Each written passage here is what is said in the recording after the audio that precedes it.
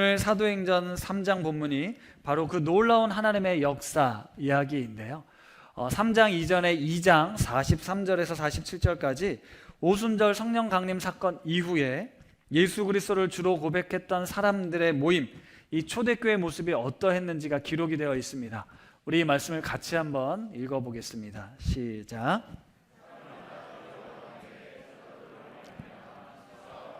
많이 나타나니 믿는 사람과 다 함께 있어 모든 물건을 서로 통용하고 또 재산과 소유를 팔아 각 사람의 필요를 따라 나누어주며 날마다 마음을 같이하여 성전에 모이기를 힘쓰고 집에서 떡을 떼며 기쁨과 순전한 마음으로 음식을 먹고 하나님을 찬미하며 또 온 백성에게 칭송을 받으니 주께서 구원받는 사람을 날마다 더하게 하시느니라. 아멘. 여기 마지막에 온 백성에게 칭송을 받았던 그의 모습, 요즘은 온 백성에게 욕먹는 그의 모습인데 이런 초대교회 모습이 다시 회복될 수 있기를 바라는데요. 오늘 이 2장 43절에 보면 사도들로 말미암아 기사와 표적이 많이 나타났다라는 구절이 나옵니다. 그 중에 첫 번째 사건, 대표적인 사건으로 오늘 3장 본문, 나면서부터 걷지 못했던 사람을 일으키는 사건, 걷게 하는 사건이 이제 등장을 하게 되는데요. 이 사건이 주는 메시지를 잠깐 살펴보려고 합니다. 나면서부터 걷지 못했던 이 사람은 사도행전 4장에 보면 약 40세쯤 되었다라고 합니다. 그러니까 40년간을 걷지 못하고 이렇게 늘 누군가의 도움으로 어딘가 옮겨 놓으면 그 자리에 앉아서 구걸하면서 하루하루를 연명했던 사람이었습니다. 40년을 걷지 못하는 사람의 삶은 어떠할지 우리는 감히 상상할 수 없습니다. 우리는 두 발을 딛고 걸어 다니는 사람들이기 때문이죠. 그런데 그 사람의 인생을 간접적으로 생각해 볼 수는 있습니다. 제대로 알기는 어렵겠지만 얼마나 태어나면서부터 자신의 신세가 한탄했겠습니까? 소망이 없었을 겁니다. 걸을 수 있는 소망만 있었다라면 그 소망을 붙들겠지만 당시의 어떤 의술이나 시설로는 그럴 수 없었습니다. 무력감이 있었을 거고 패배감이 있었을 거고 열등감이 있었을 거고 원망스러운 마음이 있었을 겁니다. 특히 유대인의 사고에서는 부모의 죄로 인해 내가 이렇게 벌을 받는다, 부모가 얼마나 원망스러웠겠습니까? 그런데 이 사람의 모습을 우리가 조금 더 다른 관점으로 보면 비록 이 사람은 스스로 구원 얻을 수 없는, 그러니까 스스로의 힘으로 걸을 수 없는 존재였다라는 것이 영적으로 보면 스스로 구원을 얻을 수 없는 죄인된 우리의 모습과 다르지 않습니다. 이 사람은 육체적인 그 한계 속에 갇혀 있었던 것을 예수 그리스도의 이름으로 다시 해방되었다면 우리도 영적으로 스스로 걸을 수 없는, 구원 얻을 수 없는 우리들이 예수 그리스도의 이름으로 다시 걸을 수 있는 존재가 되었다는 것, 이것이 바로 구원인데요. 우리도 영적으로 보면 이와 다를 바 없는 존재였다라는 거죠. 그러니까 오늘 이 사건이 육체적인 한계에 갇혀있는 사람을 건지신 사건이긴 하지만 표적과 기사를 통해 궁극적으로 말씀하시고자 하는 건 그 한 영혼을 온전히 회복하시는 하나님의 구원 역사였다라는 것, 그리고 그 사건이 오늘 저와 여러분에게도 동일하게 있었고 또 필요하고 앞으로도 있어야 하는 사건이라는 사실을 기억하고 말씀을 보시면 좋겠습니다. 오늘 이 장면을 보면 우리 초대교회 상반된 두 장면을 볼 수가 있어요. 화면 보여주시면 예루살렘 성 지도가 이렇게 되어 있는데 우리가 본다고 알 수는 없는데요. 예루살렘 성 지도가 이렇게 있는데 아래쪽에 보면 시온문이라고 되어 있는 게 있습니다. 시온문에서 한 100m 정도 떨어진 곳에 마가의 다락방이 있었다라고 해요. 그런데 오늘 사도행전 3장에 나오는 미문은 어떤 문이었냐면 오른쪽에 보면 황금문이라고 되어 있는 데가 있습니다. 그리고 황금문을 지나면 뭐가 나오냐면 예루살렘 성전이 나와요. 지금은 이제 성전이 다 허물어져서 성전 벽만 남았는데 지금은 황금돔 사원이 남아 있잖아요. 그러니까 이 미문에 앉아서 구걸했던 이 사람은 이 예루살렘 성 출입구 중에 가장 사람들의 왕래가 많은, 그리고 주로 성전을 향해 들어갔던 사람들이 모여 있었던 곳에 자리 잡고 있었다라는 겁니다. 수많은 사람들이 왕래하고 하는 곳에 자리 잡고 있었던 이 한 사람이 지금 사도행전 분위기와는 너무 어울리지 않는 모습으로 있는 거예요. 당시 사도행전 분위기는 매우 뜨거웠습니다. 앞에 보면 알겠지만 예수 그리스도의 이름을 믿고 회개하고 성령 받고 3,000명, 5,000명이 회개하고 주님께로 돌아오는 일들이 있었어요. 이거는 매우 충격적인 사건이었고 굉장히 소문이 안 날래야 날 수 없는 그런 사건이었습니다. 교회가 부흥하던 이때에 미문에 앉아 있었던 이 사람, 수많은 사람들이 왕래를 하고 있었는데 이 소식을 들었을까요? 이 사실들을 알고 있었을까요? 한번 생각해 보십시오. 분명 수많은 사람들이 수근수근 거렸을 테고 무언가 아주 특별한 일들이 그동안 오랫동안 이 구약 시대를 지나오면서 이스라엘에 일어나지 않았던 뭔가 특별한 일들이 일어나고 있는 걸 많은 사람들이 감지하고 있었을 겁니다. 그렇다면 이 사람은 알고 있었냐는 거죠. 그런데 오늘 말씀을 보면 이 사람은 그 구원의 현장과는 전혀 동떨어진, 나와는 전혀 상관없는 삶을 살고 있었던 것 같습니다. 왜냐하면 베드로와 요한이 들어가다가 나를 봐라 그랬는데 베드로와 요한은 당시에 인기가 굉장한 사람이었을 거라는 거죠. 이 사람을 통해서 많은 능력들이 나타났으니까. 근데 그 사람을 못 알아봅니다. 나에게 돈 몇 푼을 줄까 하고 쳐다봤다라고 얘기를 하거든요. 그만큼 이 구원의 역사와는 전혀 동떨어진, 아무 상관없는 삶을 살고 있었던 사람이 바로 오늘 3장에 나온 주인공이었다라는 거예요. 수많은 사람들이 예수를 믿고 회개하고 구원의 기쁨을 찬양하고 교회로 몰려들고 있었는데 그것과 철저하게 소외된 채 하루하루 먹고 사는 문제에 갇혀서 희망도 소망도 없이 살아가는 사람들이 있었습니다. 그게 오늘날도 마찬가지입니다. 우리는 지금 이곳에 모여 함께 예배하고 성도들이 모여 함께 교제하고 있지만 이것과는 전혀 상관없는 삶을 살아가는 사람들이 많이 있습니다. 구원의 기쁜 소식을 전혀 듣지도, 우리 교회가, 우리 한국 사회가, 기독교가 그렇게 부흥하고 발전했다고 하지만 한 번도 복음을 듣지 못한, 아예 관심조차 두지 않고 그저 하루하루 먹고 사는 문제에 매여 사는 사람들이 많이 있다. 이 상반된 두 장면이 나타나는 건데, 성령께서 어떤 일을 베푸셨냐면 그 성령 충만한 은혜를 받은 사람들이, 우리끼리 부흥하고 즐거워하고 여기서 막 도취되어 있었던 그 사람들이 이 아무런 관심도 없고 버려져 있는 한 사람을 주목하게 하셨다라는 겁니다. 베드로와 요한이 날마다 기도하러 올라갔을 겁니다. 성전에 하루에 3번 올라갔어요. 미문에 앉아 구걸하던 이 사람은 매일같이 이 자리에 나와 있었습니다. 나중에도 보면 미문에 앉아있던 사람이 걷고 뛰니까 사람들이 다 놀랐어요. 왜요? 그 사람이 저기 앉아서 늘 구걸하던 사람임을 알았다라는 거죠. 평상시엔 그냥 지나쳤던, 성전에 들어가는 데 있어도 부정한 사람을 내가 손대고 싶지 않았던 그 사람이 예수 그리스도로 충만한, 성령이 충만한 은혜를 입고 난 뒤에 그 사람에게 주목하기 시작했다라는 겁니다. 무슨 이유에선지는 모르겠지만, 어떤 계기가 있었는지 모르겠지만 성령께서 강권적으로 그들에게 역사하신 거예요. 그리고 그를 주목하여 보게 하고 그에게 예수 그리스도의 이름으로 일어나 걸어라 라는 외침을 하고 있습니다. 그리고 오른손으로 그 사람의 손을 잡고 일으키는데요, 평생 한 번도 서보지도 못했던 사람의 발과 발목에 힘이 들어가 일어나게 됩니다. 걷고 뜁니다. 그들과 함께 성전에 들어가 하나님을 찬양합니다. 이 놀라운 사건이 일어난 거예요. 성령의 강권하심 밖에는 설명할 수 없는데, 이런 담대하게 했던 행동, 그리고 이런 기적과 같은 일들은 사람의 힘으로 되어지는 것이 아니라 하나님의 능력으로 된 것입니다. 40년간 한 번도 걷지 못했던 그 사람, 예수 그리스도의 이름으로 일어나 걸어라, 이 한마디에 발과 발목에 힘을 얻고 뛰어다니게 된 것이죠. 여러분, 예수 그리스도의 이름을 믿으면, 그분의 이름을 부르면, 그분의 이름을 의지하게 되면 이 놀라운 기적이 우리 삶 가운데 일어나게 될 줄 믿습니다. 아멘. 여러분의 삶에 이런 축복이 일어나게 될 줄 믿습니다. 그리고 여러분들이 곳곳에 나아가 이 복음을 전할 때, 이 능력의 이름을 선포할 때 그 역사가 일어나게 될 줄 믿습니다. 네, 줄어들죠. 아무리 이것을 믿어도 실제 우리 삶에 저 지하철역에 광장에 가는 사람에게 가서 예수 그리스도의 이름으로 일어나 걸어라 라고 말하기는 쉽지가 않습니다. 그런데 성경은 분명 이 기적과 같은 일들을 기록하고 있고 하나님이 하실 수 있다는 걸, 예수 그리스도의 이름에 능력이 있다는 걸 분명히 우리에게 보여주십니다. 그렇다면 우리도 그 능력의 이름을 가지고 이 기적을 베풀어야 하는데, 우리는 이 기적을 베풀 용기도 없고, 믿음도 없고, 그렇죠. 그럼 성경은 이 본문을 왜 기록한 것일까를 좀 잘 생각해 보려고 합니다. 만약 예수 그리스도의 이름으로 병든 자를 고치는 것이 이 사건의 핵심이었다면, 예수 그리스도는 이 땅의 모든 병자들을 치료해 주기 위해 오신 분으로 기록이 되었어야 마땅합니다. 다시 말하면 당시 성전 미문에는 이 한 사람만 있었던 게 아니라 수많은 사람들이 있었을 겁니다. 요한복음에도 보면 많은 기적들이 일어나는데 그 중에 베데스다 연못에서 38년 된 병자 고치는 사건이 나오죠. 그 베데스다 연못에 수많은 병자들이 있었습니다.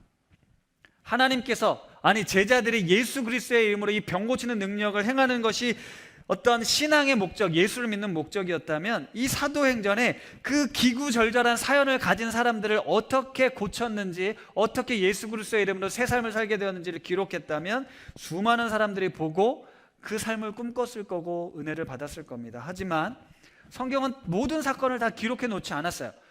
다 고치지 않았을 수도 있습니다. 대표적인 몇 사람들만 귀신을 쫓아내고 병든 자를 고치는 사건이 기록했다라는 거죠. 왜냐하면 그것이 예수 그리스도의 이름이 능력이 부족해서 하루에 한 건밖에 안 돼서 한 건만 기록한 게 아니라는 겁니다.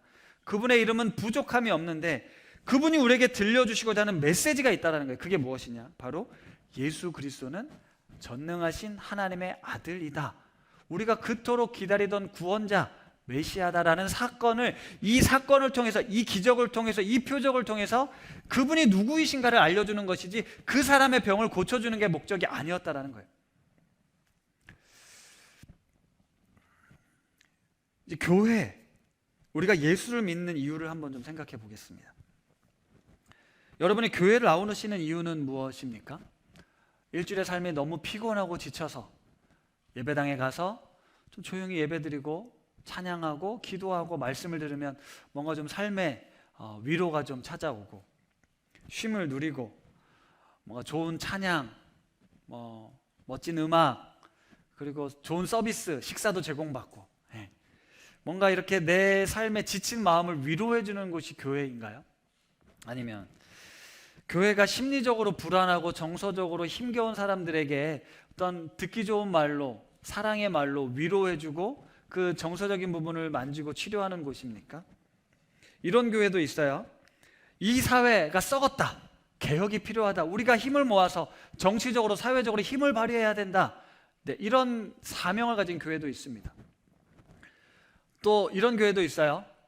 교회가 와서 성도들끼리 네트워크를 잘 이루어서 어떻게 하면 이 세상에서, 사회에서 보다 더 많은 돈을 벌 수 있을까, 성공할 수 있을까, 그런 어떤 네트워킹을 형성하기 위해 교회로 모아오는 그런 교회 있습니다. 또 교회는 이런 목적을 가진 분들이 있어요. 세상에서는 좀 별 볼 일 없는데 교회 열심히 신앙생활하면 시간이 지나면 직분을 받게 됩니다. 그리고 차근차근 신분이 상승이 됩니다. 신분이 상승돼서 세상에서는 마음껏 휘두를 수 없었던 어떤 권한과 권력을 가지고 내가 하고 싶은 대로 마음껏 할 수 있는 것, 교회 갔더니 그런 복을 누리더라. 우리 초기 기독교 시대 여성들의 권위가, 왜 여성들이 교회 가면 사람 취급받지 않던 사회에서 사람 대접 받으니까, 그랬던 때가 있지 않습니까? 교회가 어떤 세상과 같이, 어떤 세상의 원리와 같이 뭔가 위로받고 쉼을 누리고 성공하고 더 잘 되기 위해 교회가 존재하는 것일까요? 그렇지 않다라는 거죠. 지금 이 사람이 걷고 뛰었다라는 장면에 이어서 어떤 장면이 나오냐면 제자들과 함께 성전으로 갑니다. 그곳에서 하나님을 찬양하죠. 나의 삶을 구원하신 주님을 찬양합니다. 사실 이 사람은 평생 성전에 들어갈 수 없는 존재였어요. 왜요? 부정한 사람이었기 때문입니다. 걷지 못했기도 했지만 너의 죄로 인해 부정한 사람이었다라는 거죠. 그런데 이 기적적인 사건을 통해서 내가 일어났을 때, 일어나서 내가 가고 싶었던 가정, 부모, 여행지를 간 것이 아니라 성전에 들어가 하나님을 찬양합니다. 내가 그토록 하나님을 찬양하고 구원을, 은혜를 누리고 싶었다라는 거죠. 이게 바로 핵심이라는 거예요. 예수 그리스도가 구원자가 되신다라는 사건. 이 사건은 어떤 한 사람, 그 사람에게 예수 그리스도 이름이 선포되어서 그냥 평범했던 사람이 예수님을 믿고 나서 똑똑해지고 부자가 되고 능력을 많이 갖게 되었다, 신분이 상승하게 되었다는 얘기를 들려주는 게 아니라 스스로의 힘으로 구원받을 수 없었던 아주 절망적인 상태에 놓였던 사람을 원래 하나님의 형상대로 하나님을 예배할 수 있는 존재, 그 존재를 본질적으로 회복시켜 주신 사건이라는 거예요. 그러니까 예수를 믿는 건 우리 삶을 지금보다 더 나은 삶으로 도약시키기 위한 것이 아니라 이 죄로 말미암아 완전히 소망이 없었던 내 삶을 하나님을 예배할 수 있는, 하나님과 관계를 맺을 수 있는 그런 존재로 바꾸어 주셨다, 구원해 주셨다. 이것이 바로 구원의 기쁨이라는 겁니다. 다시 처음으로 돌아가면 영적으로 우리 소망 없이 내 힘으로 그 어떤 것으로도 구원을 얻을 수 없었던 우리들에게 예수 그리스도의 이름이 주어짐을 통해 우리는 진정한 자유와 구원의 기쁨을, 삶의 본래적인 의미들을 회복할 수 있게 되었다라는 것이 오늘 본문이 우리에게 주시는 메시지라는 것입니다. 예수 그리스도를 통해 얻게 된 가장 큰 복이라는 거죠. 그리고 사도행전은 계속해서 무엇을 말씀하시냐면 사도행전 1장 8절의 말씀처럼 성령이 너희에게 임하시면 너희가 권능을 받고 예루살렘과 온 유대와 사마리아와 땅끝까지 이르러 내 증인이 되라 말씀하시잖아요. 우리에게 그 삶을 살라고 도전하고 있어요. 이 한 사람은 유대인의 율법에 보면 아까도 말씀드렸지만 부모의 죄 때문에 생긴 그 죄의 결과로 지금 이 땅을 살면서 걷지 못하는 병든 몸으로 살게 되었습니다. 부정한 인생이에요. 성전에 들어갈 수 없는 존재입니다. 이 사람은 그냥 그렇게 버림받은 삶을 사는 대가를 지불해야 되는 삶이었어요. 다시 말하면 사마리아나 땅끝과 같은 존재였다라는 거죠. 비록 예루살렘 성전 곁에 있었지만 그는 하나님의 관점에서 보면 사마리아와 땅끝에 사는 존재였다라는 겁니다. 근데 그 적용이 저와 여러분에게도 있어요. 우리가 비록 이곳에 예루살렘 성전이라 불리우는 이곳에 와서 예배드리고 있지만, 몸은 와 있지만 하나님과의 관계가 사마리아 땅끝에 머무는 사람이 있을 수 있습니다. 제 인생도 그랬는데요. 물론 제 인생이 그랬다라고 하면 믿지 못하는 분들이 많으실 텐데, 저도 교회를 열심히 다니는 모태신앙인이었지만 사마리아나 땅끝과 같은 삶을 살았습니다.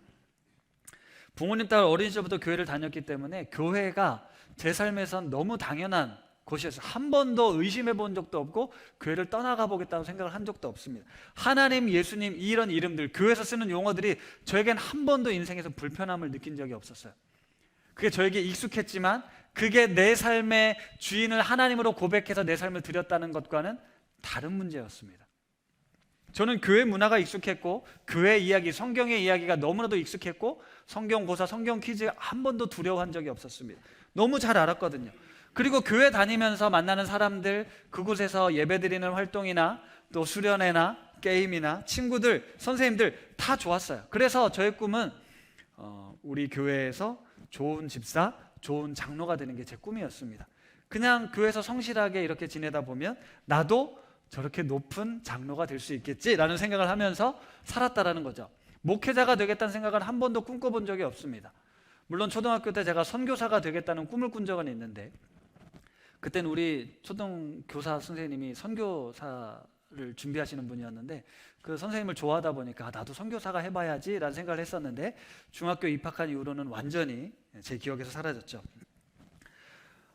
그런데 고등학교를 졸업하고 청년부에 들어가는데 갑자기 제 인생에 말씀이 들려오고 예배가 달라지고 믿음의 선배들을 통해서 하나님을 믿는다는 게 어떤 의미인지를 알게 됐어요.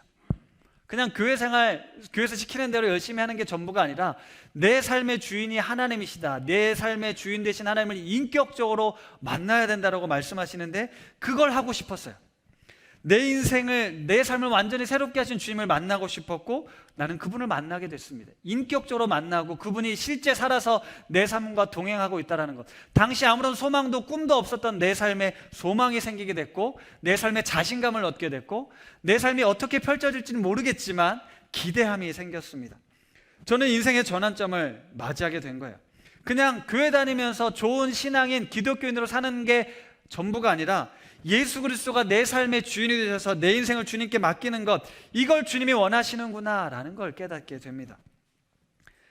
사랑하는 성도 여러분, 예수 그리스도를 믿는다는 건 내 삶의 주인이 바뀌는 행위잖아요.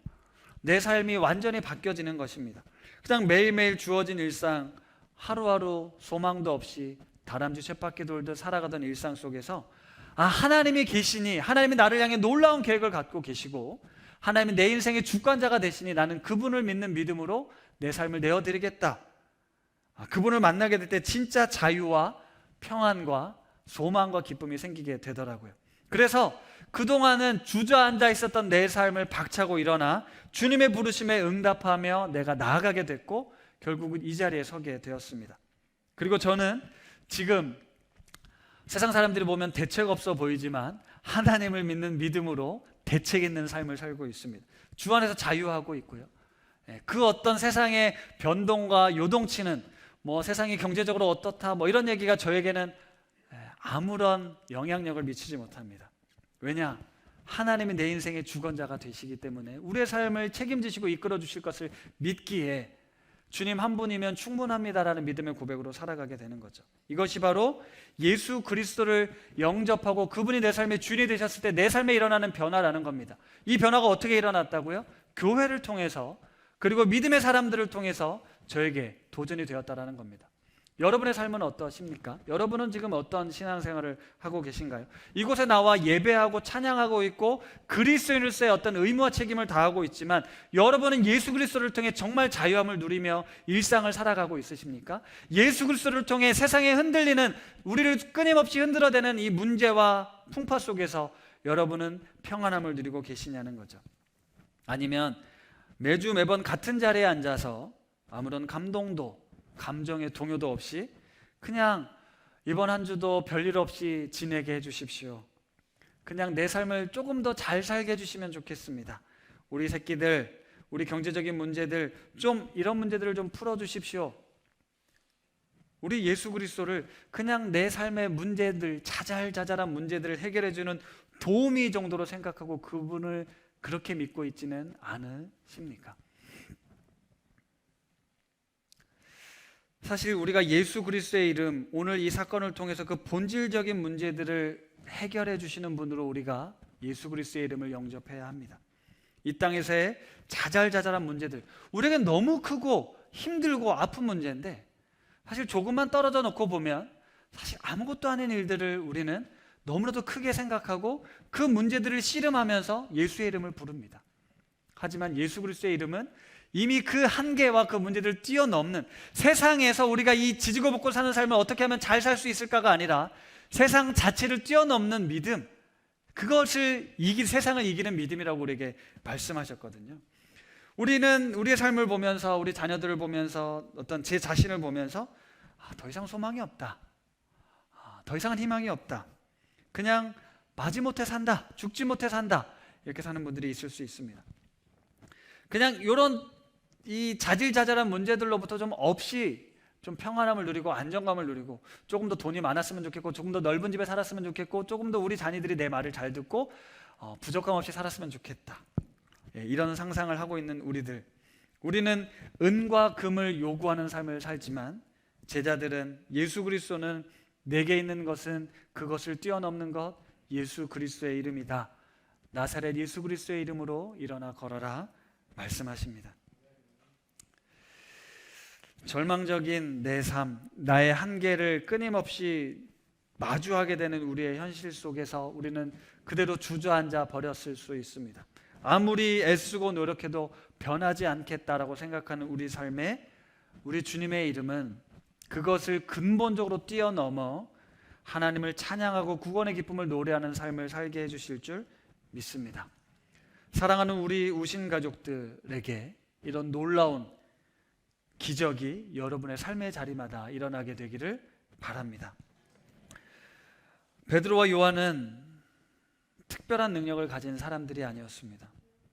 그리고 자신들이 가진 능력, 어떤 신비한 능력을 막 행사하려는 사람들이 아니었어요. 그들은 오직 예수 그리스도의 이름만을 전하고 있는데요, 그 예수의 이름을 당당하게 고백할 수 있었던, 전할 수 있었던 계기는 그들이 똑똑해서 공부해서가 아니라 성령의 능력을 힘입었기 때문입니다. 그랬을 때 이전과는 전혀 다른 시선, 그리고 다른 태도, 다른 반응을 보여주죠. 사도행전 3장 4절입니다. 같이 한번 읽어볼게요. 베드로가 요한과 더불어 주목하여 이르되 우리를 보라 하니. 저는 여기에서 우리가 성령의 충만함을 입어서 주목합니다. 그 한 사람을 아까 주목해야 된다고 말씀을 드렸잖아요. 근데 주목한 다음에 뭐라고 얘기를 하냐면 우리를 보라라고 얘기를 합니다. 저는 이건 그 다음 단계였다는 생각이 들어요. 주목해서 볼 수 있죠. 그런데 우리를 보라라고 얘기하는 건 그 당당함은 이로 말할 수가 없습니다. 왜요? 나에게 예수 그리스도의 이름이 있다라는 걸 확신하고 있기 때문에 그동안 피해 다녔던 사람을 주목하고 우리를 보라라고 얘기를 하는 겁니다. 사실 이 사건, 이건 제자들에게 어떤 핍박이 가해지기 전 사건입니다. 다시 말하면 지금 성령 충만한 은혜를 받고 너무너무 이렇게 방방 떠 있는 상태인 거예요. 내가 무슨 말만 하면 기적이 일어나고 사람들이 예수를 믿잖아요. 그렇죠? 이런 놀라운 은혜들이 벌어지고 있어서 베드로와 요한 제자들이 이 신비한 어떤 사건들에 도취되어 있을 법한데 그들은 즉시 이것은 우리의 만족과 유익이 아니라 사마리아와 땅끝까지 보내는 하나님의 뜻이구나라고 해서 그들에게로 다가간 겁니다. 주목한 것이고 이전에는 그냥 스쳐 지나갔던 사람들에게 나를 봐라, 우리를 봐라라고 이야기를 하는 거죠. 저와 여러분들이 이 말씀을 잘 기억해야 됩니다. 우리 좋은 교회, 여러분 좋은 교회 다니고 계세요. 저는 그 좋은 교회 담임 목사로 너무너무 행복합니다.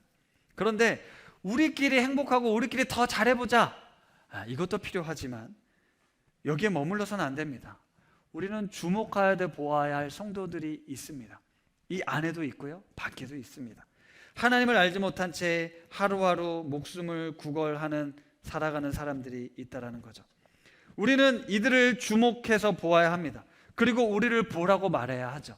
우리는 그 사람들, 그 하나님부터 멀어져 있는 사람들, 이 세상을 바라보면서 그들과의 관계 속에 부딪히면서 어떻게 하면 그 관계의 문제들, 이 우리가 부딪히는 사건들, 상황들을 해결할 수 있을까를 늘 하나님 앞에 아뢰고 있지만 우리는 무엇을 보아야 된다고? 그 영혼을 주목해 보아야 한다는 거예요. 하나님을 알지 못한 채 정말 죽음 가운데 절망 가운데 살아가는 그 영혼을 주목해서 보고 우리를 봐라, 우리 안에 있는 예수 그리스도 이분을 보아라, 그 본질적인 문제들을 건드려야 된다는 거죠. 단순히 세상에서 벌어지는 많은 사소한 사건들을 어떻게 하면 이길 수 있을까, 극복할 수 있을까가 아니라 우리가 이 땅을 살아가면서 예수 그리스도를 통해 우리에게 주시고 있는 그 본래적인 의미들, 그 영혼들을 향한 안타까운 마음과 예수 그리스도께서 그 영혼들을 사랑하신다는 그 마음을 가지고 그들에게 나는 은과 금으로 너의 문제를 해결해 줄 수 없지만 예수 그리스도의 이름으로 내게 일어나 명하노니 일어나 걸어라, 내 삶을 그 구원의 그 절망의 자리에서 일어나라라고 전하는 삶을 살아야 된다는 겁니다. 사랑하는 우신 가족 여러분, 말씀을 마무리하면서 지금 내가 받은 이 구원의 감격, 그것은 누구에게로 전해지고 있습니까? 여러분이 예수 믿고 누리는 이 복된 삶을 우리끼리만 계속 언제까지 즐기며 살아가시겠습니까? 오늘 사건은 말하죠. 성령이 일어나면, 성령이 역사하시면 말도 안 되는 일이 일어나게 될 거다. 부정하다고 여겨지던 사람, 죄로 인해 마땅히 고통 속에도 살아가도 된다고 여겼던 그 한 사람을 주목하게 되고 우리가 그 영혼을 구원하는 일에 쓰임받게 된다는 겁니다. 저와 여러분은 이미 구원의 큰 은혜를 받은 사람들입니다. 그 다음 더 나은 삶, 내가 바라고 소망하는 삶은 구할 수 있죠. 하지만 그 문제들로 인해서 내 삶이 오락가락해서는 안 됩니다. 매일같이 반복되는 일상과 현장 속에서 벌어지는 일들, 그 문제들은 우리 주님께서 다 알고 계시고 내가 거기서 조금 힘들어도 조금 아파도 괜찮습니다. 그것은 결코 우리의 근원, 우리의 영혼의 저 깊은 것을 흔들 수 없습니다. 예수 그리스도는 우리에게 그런 구원의 은혜를 주신 분이에요.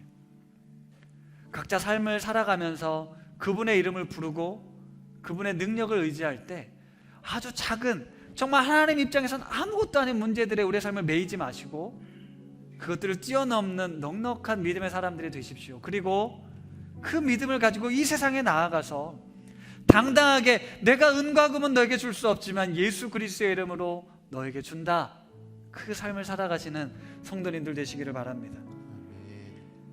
예루살렘 성전에 들어갈 자격이 없었던 부정한 사람이 이제 온전케 되어 함께 제자들과 하나님을 예배하는 그 구원의 기쁨을 누리게 된 것처럼 우리 가족들이, 우리 이웃들이, 우리 친구들과 우리 동료들이 정말 하나님을 알게 되는 그 구원의 은혜에 함께 동참하게 되는 그 삶, 그 삶을 꿈꿨으면 좋겠습니다. 성령의 충만함을 입어서 우리 주변에 소망 없이 살아가는 이들을 주목하여 보고 우리를 봐라, 나를 봐라, 내 삶을 봐라, 그렇게 당당하게 말하면서 예수 그리스도의 이름을 증거하는 우리 높은 누신 가족들 다 되시기를 간절히 축복합니다.